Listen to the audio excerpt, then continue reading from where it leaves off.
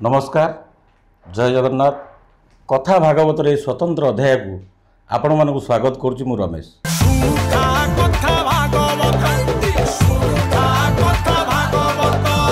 दर्शक बंधु आरटीओ गाड़ी देखिले आम गाड़ी कथा मन पड़ जाए। परिवहन संपूर्ण दायित्व आंक आ पुलिस पर जदि आम क्या भय करूँ सी है आरटीओ, कारण एमानकर नजर आम गाड़ी उपर थाए।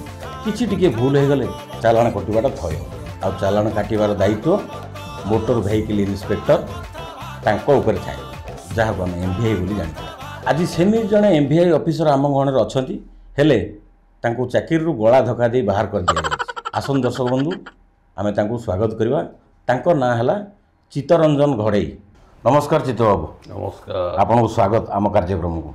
आ कौन केमती चली आपंकर जीवन केमी चलती आप चाकरी गला जहाँ आपंकर चाकरी संचित अर्थ से सब तो इनकम टैक्स वाला नहीं गले केमी चलती आपंकर जीवन जेम चलता सेम चलती पुणी से चालाण कटा हो चली सब आपन तो चाकरी ना पुणी चालाण काटुछन केमती सी गभीर रहस्य आप भेद कर मु भेद करी आप कहतु केमी काटुछन चालाण कहीं गोटा ओडिशा जी गाड़ी चली आज्ञा सब गाड़ी कागज पत्र ठीक अच्छे ना नथिबो तादर किसी बड़ मुंडिया अच्छा जगह 50टा गाड़ी 100टा गाड़ी आज्ञा बेसी भूल से चिठा आम पाखे अच्छे आपन तो चाकरी ना आपंकर पावर नहीं चालाणटा केमती काटुछन सेटा मोर प्रश्न मु नथाए चाकरी रे मो सांगसाथी मो भाई बंधु मो कुटुंब अच्छा आम सब गोटाए पोखरी माछ गोटाए पोखरी माछ से पोखरी ना मुझे कहबी तुम खोजी बाहर ओहो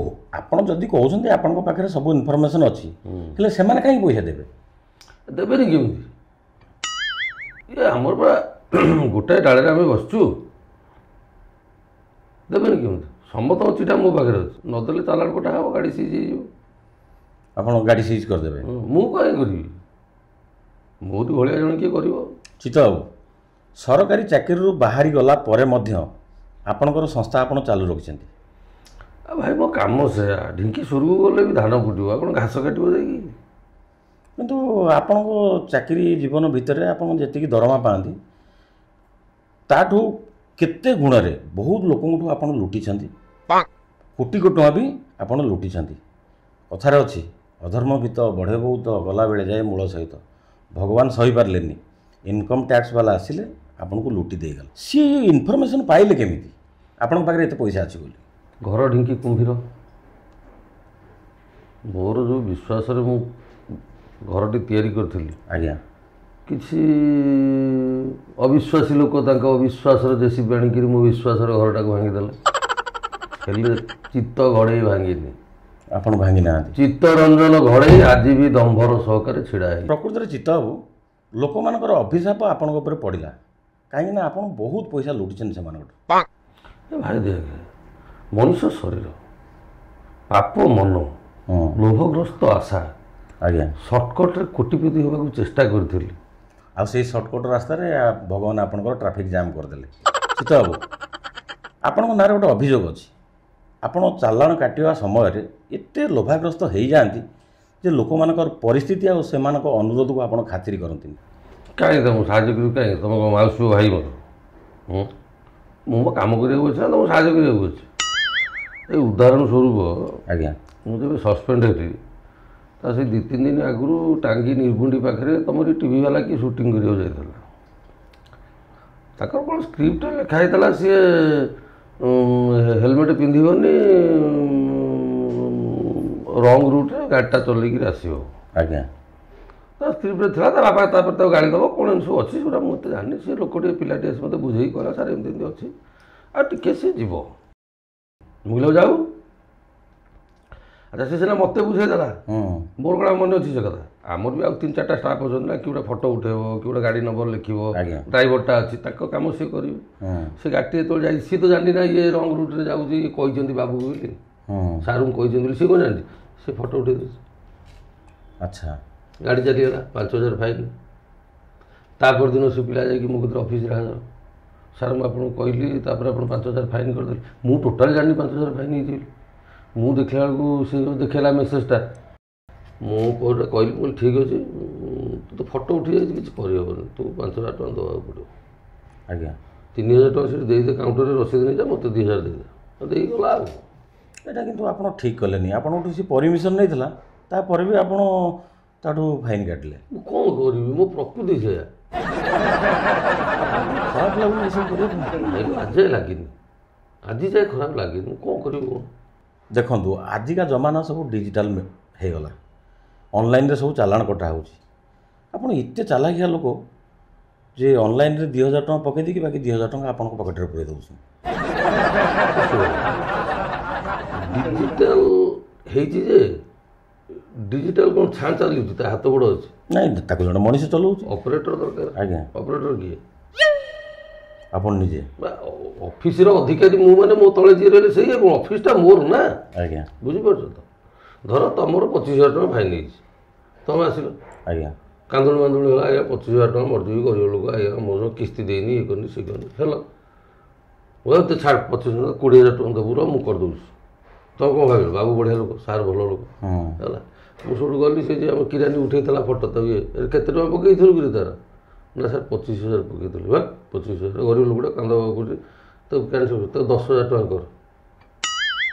ନା ସାର୍, ସେଠୁ ମୋ ଆଡ଼କୁ ଅନେଇକି ମୁର୍ଗୀ ହସିଦେଲା, ମୁଁ ହସିଦେଲି, ସେ ବୁଝିଗଲା। ସେ ଆପଣ ଗୋଟେ ସାହାଯ୍ୟ କଲେ ବୋଲି ସେ ବୁଝିଲା ଆଉ। ହଁ ସେ ବୁଝିଗଲା। ନା ନା କିରାନୀ ଆମର ବୁଝିଗଲା, ଇଏ ଲୋକ ବି ବୁଝିଗଲା। ଆଚ୍ଛା କିରାନୀ ଯେଉଁ ମୁର୍ଗୀ ହସିଦେଲା, କିରାନୀ ବୁଝିଗଲା ଯେ ମୋ ବାଟରେ ବି 1,000 ଟଙ୍କା ଅଛି ସେଠି। ଆଜ୍ଞା ବୁଝିପାରିଲେ? କିନ୍ତୁ ଆଉ ଗୋଟେ ଅଭିଯୋଗ ସାର୍ ଆପଣଙ୍କ ନାଁରେ ଅଛି ଚିତ୍ତ ବାବୁ, ଯେ ଗୋଟେ ଅଟୋଟାକୁ ଆପଣ ଚାଲାଣ କାଟିଲେ, ସେ ଅଟୋର ଦାମ 10,000 ଟଙ୍କା ନୁହଁ, ଆପଣ ତାକୁ 35,000 ଟଙ୍କା ଚାଲାଣ କାଟିଛନ୍ତି। ସେ ଲୋକଟା କ'ଣ କରିବ? ଶୁଣ, ଅଟୋ ଦାମ 10,000 ହଉ କି 1,000 ଟଙ୍କା ହଉ, ତମେ ଭୁଲ କରୁଛ ମାନେ ପନିସମେଣ୍ଟ ଦେବ। ତମର ଅଟୋର ତୋର ଫିଟନେସ୍ ନାହିଁ, ସରକାର ନିୟମ ହେଉଛି 15 ବର୍ଷ, ତୋର 21 ବର୍ଷର ଗାଡ଼ି ହେଲାଣି, ତୁ ରିଫିଟନେସ୍ କରାଇବୁନୁ, ଏକ୍ସଟେନସନ୍ କରାଇବୁନୁ, ଫିଟନେସ୍ ନାହିଁ, ଇନ୍ସୁରାନ୍ସ ନାହିଁ, ପଲ୍ୟୁସନ୍ ତ ଛାଡ଼, ମେନ୍ ଯେଉଁ ଦୁଇଟା ଖୁଣ୍ଟ ସିଏ ନାହିଁ। ତାମାନେ ଏତେ ଅଧିକ ଚାଲାଣ ଆପଣ କାଟିବେ? କି କଥା, ଅଟୋଟା ବୋଲି ସେତିକି ହେଲା, ଯଦି ଟ୍ରକ୍ ଫ୍ରକ୍ ହେଇଥାନ୍ତେ 5 ଲକ୍ଷ କି 6 ଲକ୍ଷ ଟଙ୍କା କାଟିଥାନ୍ତେ। 2 ଲକ୍ଷ ଟଙ୍କା ବିକିଦେଲେ ମାର୍କେଟରେ 2 ଲକ୍ଷ ଟଙ୍କା ହେବନି, ଆପଣ 6 ଲକ୍ଷ ଟଙ୍କା କାଟିବୁ। ଖାଲି କାଟିବୁନୁ, ସେ ଓନର ଆଉ କିଣିପାରିବନି ଗାଡ଼ି। ତାହେଲେ ଚିତ୍ତ ବାବୁ, ଲୋକମାନଙ୍କୁ ଲୁଟିବା ପାଇଁ ଆପଣଙ୍କ ପାଖରେ ବହୁତ ପ୍ରକାର ବାଟ ଅଛି। ଏ ଯେଉଁ ଲୁଟିବା ବ୍ୟବସ୍ଥାଟା କ'ଣ ମୁଁ କରିଛି? ସରକାର ଫାଇନ୍ ବ୍ୟବସ୍ଥା କରିଛନ୍ତି। ଆଜ୍ଞା ନାଇଁ, ସରକାର ଆମକୁ ସୁଯୋଗ ଦେଇଛନ୍ତି ଯେ ହେଲମେଟ୍ ନାହିଁ ଫାଇନ୍ ହେବ, ଅମୁକଟା ନାହିଁ ଫାଇନ୍ ହେବ। ଫାଇନ୍ ହେବ, ଆମେ ଦେଖିଲୁ ସରକାର ଘରକୁ 10,000 ଟଙ୍କା ଯାଉଛୁ, ତା ତ 3,000 ପକେଟ୍ ପୁରେଇଦେଲୁ, କ'ଣ ଅସୁବିଧା କ'ଣ ହେଲା? ଆମେ ଲୁଟିଲୁ କ'ଣ? ମୋ କଥା ବୁଝୁଛୁ ନା ନାହିଁ? ଯଦି ସରକାର ଏମିତି କରନ୍ତେ ଯେ ନାଇଁ ଜଣେ ହେଲମେଟ୍ ପିନ୍ଧିନି ତାର ଫାଇନ୍ ହେବ 1,000 ଟଙ୍କା, ସରକାର ଗ୍ରାଉଣ୍ଡ ଜିରୋକୁ ଯାଇ ବୁଝିଲେ କି ଯେ ସେ ହେଲମେଟ୍ କାହିଁ ପିନ୍ଧିନି? ଯଦି ତାର ହେଲମେଟ୍ ନାହିଁ 1,000 ଟଙ୍କା ଫାଇନ୍ ହେଲା, ଠିକ୍ ଅଛି, 1,000 ଟଙ୍କା ଫାଇନ୍ ହେଲା, କିଛି ଅସୁବିଧା ନାହିଁ। ତାକୁ 700-800 ଟଙ୍କା ଦେଇ ତାରି ଫାଇନ୍ ପଇସାରେ ହେଲମେଟ୍ ଖଣ୍ଡେ ଦିଆହେବ, 300 ଟଙ୍କା ରାଜକୋଷକୁ ଯିବ, ହେଲମେଟ୍ ସେ ପିନ୍ଧିଲା, ସେ ଲୋକ ଜୀବନ ସାରା ମନେ ରଖିବ, ଆଉ କେବେ ସେ ହେଲମେଟ୍ ଛାଡ଼ିବ ନାହିଁ। ମୋ କଥା ବୁଝୁଛନ୍ତି ନା ନାହିଁ? ଆଜ୍ଞା ଆପଣଙ୍କର ଇନ୍ସୁରାନ୍ସ ନାହିଁ, ଆପଣ 5,000 ଟଙ୍କା ଫାଇନ୍ ହେଇଗଲା, ଇନ୍ସୁରାନ୍ସଟା କରିବା ପାଇଁ ଗୋଟେ ମୋଟର ସାଇକେଲ କେତେ ପଇସା ଦରକାର? 3,000 ଟଙ୍କା ଦରକାର। ଆଜ୍ଞା ସରକାର କହୁନାହାନ୍ତି ସେ 5,000 ତୁମେ ଫାଇନ୍ ଦେବ, ଏଇଠି ଛିଡ଼ା ହବ, ସାଙ୍ଗେ ସାଙ୍ଗେ ଇନ୍ସୁରାନ୍ସ ବାଲା ଆସିବ, ତୋ ଗାଡ଼ି ଭେରିଫିକେସନ୍ କରିବ, ଇନ୍ସୁରାନ୍ସ କରିବ, କାଗଜ ଧରିବୁ, ଏଇଠି ଯିବୁ, 2,000 ସରକାର ନେଲେ, 3,000 ଟଙ୍କା ଗାଡ଼ିବାଲାର ଇନ୍ସୁରାନ୍ସ ହେଲା। ସରକାର କରୁଛନ୍ତି କି? ଆଉ ମୁଁ ଲୁଟିଲି ଖାଲି କ'ଣ? ଏଇଟା ତ କିନ୍ତୁ ସରକାର କରିବା କଥା। ଏଇଟା ସରକାରଙ୍କୁ ପଚାର କାହିଁ ସେ କରୁନାହାନ୍ତି? ଲୋକମାନଙ୍କ ଟ୍ୟାକ୍ସ ପଇସାରେ ଆପଣ ଦରମା ପାଉଛନ୍ତି, କିନ୍ତୁ ସେଇ ଲୋକମାନଙ୍କୁ ଚାଲାଣ କାଟିକି ଆପଣଙ୍କ ପକେଟରେ ଆପଣ ଗରମ କରୁଛନ୍ତି।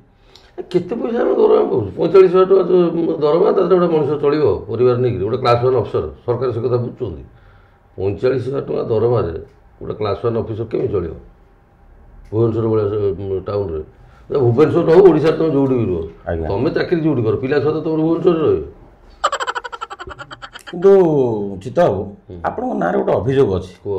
ଯେଉଁ ମାଲିକମାନେ, ଗାଡ଼ି ମାଲିକମାନେ ଅଛନ୍ତି, ଯାହାର 50 ଖଣ୍ଡ 60 ଖଣ୍ଡ 100 ଖଣ୍ଡ ଏମିତି ସବୁ ଗାଡ଼ି ଅଛି, ଆପଣ ସେମାନଙ୍କୁ ଧମକେଇକି ସେମାନଙ୍କଠୁ ପଇସା ଆଦାୟ କରନ୍ତି, ନହେଲେ କୁହନ୍ତି ଯେ ତୁମ ଗାଡ଼ି ସିଜ୍ କରିଦେବୁ, ଚାଲାଣ କାଟିବୁ, ଏଭଳିଆ ଆପଣ କରନ୍ତି? ଗୋଟେ ବସ୍ର ସର୍ବନିମ୍ନ ମୂଲ୍ୟ 70 ଲକ୍ଷରୁ ନେଇକରି 5 କୋଟି ପର୍ଯ୍ୟନ୍ତ ବସ୍। ଆଜ୍ଞା ଭଲଭୋ ଫଲଭୋ ଗୁଡ଼ାକ ଆହୁରି ବେଶୀ। ହଁ ଆପଣ ଏତେ ଟଙ୍କା ଦେଇକି ଗାଡ଼ି କିଣୁଛନ୍ତି, ଗାଡ଼ି ଚଲେଇବା ପାଇଁ ସରକାରଙ୍କର ଗୋଟେ SOP ଅଛି, ଗାଇଡ଼ଲାଇନ୍ ଅଛି, ଆଜ୍ଞା ସେଇଟା ପଢ଼ୁନାହାନ୍ତି। 5ଟା ଲୋକ ରଖିଛନ୍ତି ଗାଡ଼ି ବୁଝିବା ପାଇଁ। ମ୍ୟାନେଜର ଅଛି, ଡ୍ରାଇଭରକୁ ଶୋଧିବ, କଣ୍ଡକ୍ଟରକୁ ଶୋଧିବ, ପଇସା କେତେ ଆସିଲା, କେଉଁଠି ଗାଡ଼ି ଅନଲୋଡ଼ କଲା, ଲୋଡ଼ କଲା, ଟ୍ରକ୍ କୁଆଡ଼େ ଗଲା ନ ଗଲା ବୁଝିବ। ମେଣ୍ଟେନାନ୍ସ ମ୍ୟାନେଜର ଅଛନ୍ତି, ଗାଡ଼ି ଖରାପ ହେଲା ଭଲ ମନ୍ଦ ହେଲା ବୁଝିବ। ଆଜ୍ଞା ତୁମର ଗୋଟେ ମେନ୍ ମ୍ୟାନେଜର ରଖୁନ, ଯିଏ SOP ଗାଇଡ଼ଲାଇନ୍ ସବୁ ପଢ଼ିବ, ଗାଡ଼ିର କ'ଣ ଅସୁବିଧା ସୁବିଧା, ରାସ୍ତାରେ ଚାଲିବା ପାଇଁ ଗାଡ଼ି ଉପଯୁକ୍ତ କି ନାହିଁ ଦେଖିବ, ମନେ ରଖିବ। କାହିଁ କରୁନାହାନ୍ତି ଆପଣ? ଆପଣ କରୁନାହାନ୍ତି, ଭୁଲ ଲୋକ କରୁଛନ୍ତି, ଆମକୁ ଲୁଟିବା ପାଇଁ ସୁଯୋଗ ଦେଉଛନ୍ତି। କାହାର ଇଚ୍ଛା ନାହିଁ ଭାଇ ମାଛ ଖାଇବାକୁ, କାହାର ଇଚ୍ଛା ନାହିଁ। ଆପଣ ଭୁଲ କଲେ, ମୁଁ ତ ଅଛି ଅଧିକାରୀ ସେଇ ଜାଗାରେ, ମୁଁ ଯେହେତୁ ସେ ଜାଗାର ଅଧିକାରୀ ମୁଁ ତ ଛାଡ଼ିପାରିବିନି। ମୁଁ ଗୋଟେ ଉଦାହରଣ ଦେବି, ଆପଣ ଶୁଣିବେ। ଆଉ ଗୋଟେ, ମୋ ଜୀବନ କାଳ ଭିତରେ ପ୍ରଥମ ଯେତେବେଳେ ମୁଁ MBA ଚାକିରି କଲି, ମୁଁ ବ୍ରହ୍ମପୁରର ଗିରିଶୋଳାରେ ଥିଲି ପୋଷ୍ଟିଂ ଫାଷ୍ଟ। ଆଚ୍ଛା ହେଲା, ଗୋଟେ ଟ୍ରାକ୍ଟର ବାଲା ବାଲି ଟ୍ରାକ୍ଟର ନେଇକି, ପ୍ରଥମ ଚାକିରିର ପ୍ରଥମ ଅଭିଜ୍ଞତା ମୁଁ ତୁମକୁ କହୁଛି। ଆଜ୍ଞା ଟ୍ରାକ୍ଟରରେ ବାଲି ନେଇକି ଯାଉଛି, ଆମକୁ ଡିଷ୍ଟ୍ରିକ୍ଟ ମାଜିଷ୍ଟ୍ରେଟ୍ କହିଛନ୍ତି ତୁମେ ଚେକିଂ କରିବ। ଆଚ୍ଛା ଆମେ ଯାଇଛୁ ଚେକିଂ କରିବାକୁ। ସେ ଭାଇଲୁ ସେ ଗାଡ଼ିର କିଛି ନାହିଁ, କିଛି ନାହିଁ ମାନେ ନମ୍ବର ପ୍ଲେଟ୍ ବି ନାହିଁ, ରଙ୍ଗ ଲିଭି ଯାଇଛି ସେ ଗାଡ଼ିର, କାଗଜପତ୍ର ତ ଦୂରର କଥା। ଆଚ୍ଛା କିଛି ନାହିଁ। ଆଚ୍ଛା, ତାକୁ ଯେତେବେଳେ ମୁଁ ଅଟକେଇ ଚେକିଂ କଲି, ତାର କିଛି ନାହିଁ। ସିଏ ସବୁଠୁ ତା ଭାଷାରେ, ସେ ତ ଅଧା ତେଲୁଗୁ ଅଧା ଓଡ଼ିଆ ଲୋକ ସବୁ ସେଠି, ସେ ତା ଭାଷାରେ କ'ଣ ଦୃଢ଼ ହେଇକି କାହାକୁ ଗୋଟେ ଫୋନ୍ କଲା, କାହାକୁ ଗୋଟେ କହିଲା କ'ଣ, ସେ ଲୋକ କାହାକୁ କହିଲା, ଆଉ ଗୋଟେ 2ଟା ଲୋକ ମୋଟରସାଇକେଲ ଆସି ପହଞ୍ଚିଗଲା। ଆସିକି କ'ଣ ଆଜ୍ଞା ବେଲେନ୍ସ କିଲେ ହେବ କି ଆଜ୍ଞା, ଆପଣ ଗୋଟେ କାମ କରନ୍ତୁ ଆଜ୍ଞା, ଟଙ୍କା 5,000 ରଖନ୍ତୁ। ଆରେ ମୁଁ ଆବା 5,000 ଟଙ୍କା କ'ଣ ସକାଳୁ ସକାଳୁ ପ୍ରଥମ ଦିନ ଜଏନ୍ କରୁ 5,000? ଆଜ୍ଞା ମୁଁ ସବୁ ଆକୁ ତାକୁ ଏମିତି ଅନେଇଲା ବେଳକୁ ଆମ ଡ୍ରାଇଭର ଯିଏ ମୋ ଗାଡ଼ିରେ ଥିଲା, ତାର ଚାକିରି ହେଇଯାଇଥିଲା 25-30 ବର୍ଷ, ସିଏ ଆଉ 5 ବର୍ଷ ରିଟାୟାର୍ଡ। ସିଏ ଆସି ମୋତେ କହିଲା, ସାର୍ ଡରୁଛନ୍ତି? ମୁଁ କହିଲି, ଆରେ ପ୍ରଥମ ଦିନ ଚାକିରି ନାଇଁ କେବୁ, ଇଏ କ'ଣ କଥା? ସାର୍ ପକେଟରେ ପୁରାନ୍ତୁ, 2,000 ଟଙ୍କା ଚାଲାଣ ଗୋଟେ ରସିଦ ଧରେଇ ଦିଅନ୍ତୁ। ମୁଁ ପକେଟରେ ପୁରେଇଲି, 2,000 ଟଙ୍କାର ରସିଦ, ମାନୁଆଲ ରସିଦ ଥିଲା। ଆଜ୍ଞା ଧପ, ମାନେ ସେଇ ଦିନଠୁ ଆପଣଙ୍କର କରେଇଲା କିଏ? ମତେ ଯୋଉ ଲାଞ୍ଚୁଆ ଅଫିସର କରେଇଲା କିଏ? ମୋ ସ୍ତ୍ରୀ ନା ମୋ ବାପାକୁ? କିଏ କରେଇଛି? ସେଇ ଲୋକମାନେ କରିଛନ୍ତି। ଆପଣ ମୋ ଦୋଷ ଦଉଛ ଭାଇ। ମାନେ ସ୍ପଷ୍ଟ ଭାବରେ କହିବାକୁ ଗଲେ ଆପଣଙ୍କର ସରକାରୀ କଳ ଏମିତି ଚାଲିଛି। ନାଇଁ ନାଇଁ ନାଇଁ, ଆପଣ ସେଇଟା କହିଲେ, ଆପଣଙ୍କ ମୁହଁରୁ ଆମେ ଶୁଣିଲୁ। ମୋ କଥା ଶୁଣ ଭାଇ, 5 ଆଙ୍ଗୁଠି ସମାନ ନୁହଁ, ବୁଝିପାରିଲେ? କିଛି ଲୋକ ଅଛନ୍ତି, ସେମାନେ ହେଉଛନ୍ତି କାଉରିଆ କାଠି, ନଇଁବେନି, ଭାଙ୍ଗିଯିବେ ପଛେ ସେ ନଇଁବେନି। ଆଜ୍ଞା ତେଣୁ ସେଭଳି ବି କିଛି ଅଛନ୍ତି ସଚୋଟ ଅଫିସର। ଆଉ ଯିଏ ସଚୋଟ ହେଇକିରି ଅଛି, ସେ ଭାରି ହଇରାଣରେ ଅଛନ୍ତି। ବର୍ଷକୁ 3 ଥର ଟ୍ରାନ୍ସଫର, ସଚୋଟ ହେଲେ ଟ୍ରାନ୍ସଫର ହେବ, ପ୍ରମୋସନ ହେବନି, ବହୁତ କଥା ଅଛି। ତାମାନେ ଏଇଟା ଗୋଟେ ଚାକିରି କଲେ ଫାଇନାଲ ତମକୁ ସଚୋଟ ହେବା ଆବଶ୍ୟକତା ନାହିଁ। ସେ କଥା ମୁଁ କହୁନି, ଯଦି ଗୋଟିଏ କଥା କିନ୍ତୁ ମୁଁ ଆପଣଙ୍କୁ କହିବି, ପ୍ରଥମେ ମୋତେ ନିଜେ ବଦଳେଇବାକୁ ହେବ। ଆଜ୍ଞା ଯଦି ସାରା ରାଜ୍ୟର ଲୋକ ନିଷ୍ପତ୍ତି ନେବେ ଯେ ମୋର ବାପା ମଲା ସାର୍ଟିଫିକେଟ୍ ପାଖରୁ ଜମି ରେଜିଷ୍ଟ୍ରେସନ ହେବା ପର୍ଯ୍ୟନ୍ତ ଯେତେ କାଗଜପତ୍ର ରହିଛି, ଭଲ ମନ୍ଦ ଯାହା ସରକାର କଳରେ ଅଛି, ମୁଁ ଟଙ୍କାଟେ କାହାକୁ ଲାଞ୍ଚ ଦେବିନି, ମୋର ନ ହଉ କାମ, ତାହେଲେ ଲାଞ୍ଚ ବନ୍ଦ ହେଇଯିବ। ସାଧାରଣ ଜନତା ଜାଗ୍ରତ ହେବା ଦରକାର। ଆଜ୍ଞା ଅଫିସର କେବେ ଜାଗ୍ରତ ହେବେନି? ଅଫିସର କାହିଁ ଜାଗ୍ରତ ହେବେ? ବହୁତ ବଢ଼ିଆ କଥା କହିଲେ ଯେତେ ହବ। ବହୁତ ଖୁସି ଲାଗିଲା ଆପଣଙ୍କ ମୋର ଏସବୁ କଥା ଶୁଣି। ଜନତା ଜାଗ୍ରତ ହେବା ଦରକାର। ଜନତା ଜାଗ୍ରତ ହେଲେ ଅଫିସର ମାନେ କରପ୍ଟେଡ୍ ହେବେ ନାହିଁ। ଶୁଣିଲେ ତ ଦର୍ଶକ ବନ୍ଧୁ, ଆମ ଗଣରେ ଆସିଥିଲେ ଜଣେ MBA ଅଫିସର, ତାଙ୍କ ମୁହଁରୁ ସରକାରୀ କଳର କଥା ସବୁ ଶୁଣିଲେ। ଆପଣମାନେ ନିଶ୍ଚିତ କିଛି ନୂଆ ନୂଆ କଥା ଜାଣିପାରିଥିବେ, କେମିତି ଚାଲୁଛି ସରକାରୀ କଳ। ଦର୍ଶକ ବନ୍ଧୁ, ଆଜି ତ ସମୟ ହେଇଯାଇଛି, ଏ ଅଧ୍ୟାୟକୁ ଏଇଠି ରଖୁଛୁ। ପୁଣି ଆଉ ଏକ ନୂତନ ଅଧ୍ୟାୟରେ ଦେଖାହେବ। ରହିଲି, ନମସ୍କାର, ଜୟ ଜଗନ୍ନାଥ।